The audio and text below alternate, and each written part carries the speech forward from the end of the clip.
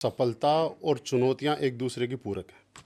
आज तक ऐसा कोई आदमी नहीं है इस दुनिया में जो सफल हुआ लेकिन चुनौतियों का सामना नहीं किया होगा। तो मेरा ऐसा मानना है कि आज आप सफल ही नहीं हैं, आपके मार्गदर्शन में हज़ारों लोग सफल हैं। तो इस सफलता को पाने में बहुत सारी चुनौतियाँ आपकी लाइफ में आई होगी। सही मायने में एक इंसान जब इस पृथ्वी लोक पे जन्म लेता है ना, बचपन में भी चुनौतियां शुरू हो जाती हैं। क्योंकि शुरू में बच्चा लेटा ही रहता है, बैठ नहीं सकता। फिर बैठ जाता है तो खड़ा होने में भी दिक्कत है। फिर घुटनों से चलता है, फिर सहारा लेके कर। चुनौतियां तो मतलब ये तो एक लाइफ का एक पार्ट है और हमेशा सबको आती हैं। मेरी ज़िंदगी में चुनौतियां सबसे बड़ी तो ये थी महिपाल जी कि जब मैं इस बिज़नेस में आया था, मैं इसके बारे में कुछ जानता नहीं था, तो मुझे पूरा बिज़नेस सीखना था। ये कितनी बड़ी चुनौती थी।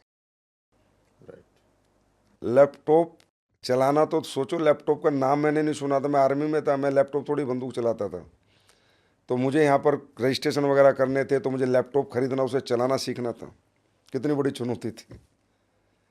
बोलना तो स्टेज पे बोलना तो मतलब दूर दूर तक की, हमने सोचा नहीं कि हम लोग स्टेज पे बोलेंगे या किसी से हम बात कर पाएंगे। ये भी एक चुनौती थी। तो सबसे पहले तो जब मैंने अपना कैरियर यहाँ शुरू किया, उस कैरियर के लिए जो चाहिए, सफलता के लिए जो एजुकेशन, नॉलेज, टूल्स, वो मुझे कुछ नहीं आते थे। तो सबसे बड़ी चुनौती आती है वो एजुकेशन अपने अंदर डेवलप करनी, वो स्किल्स डेवलप करनी, अपने आप को उस बिजनेस के काबिल बनाना, डायरेक्ट सेलिंग का। ये सबसे बड़ी चुनौती थी। कोशिश की, पूरी हुई। उसके बाद चुनौती रहती है रिजल्ट्स पे कि कभी फेल कभी पास। शुरू में टीम बनाई, जयपुर में टीम बनाई, पठानकोट गया वहाँ टीम बनाई, फिर अहमदनगर पोस्टिंग हो गई, टीम ही टूट गई। पूरी पूरी टीम इन्वेस्टमेंट प्लान में चली गई दूसरी कंपनी में। चुनौती आ गई, अच्छे खासे चेक बनते थे, जीरो आ गए।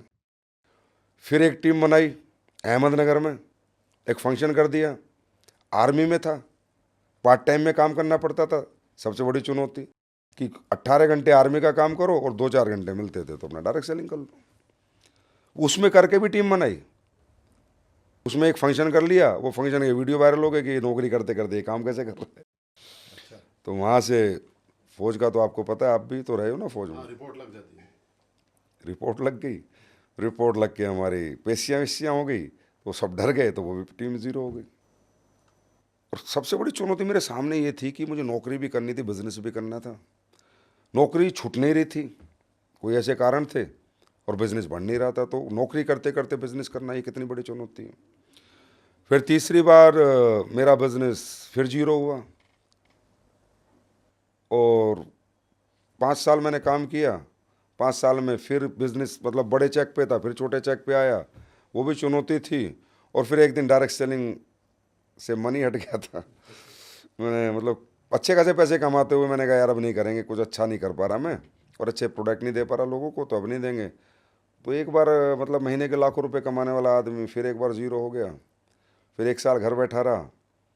फिर एडोलूपीएल दिमाग में आई, फिर आया, फिर मेहनत करी। तो चुनौतियाँ तो जीवन का एक मतलब पार्ट है, वो तो चलता रहता है।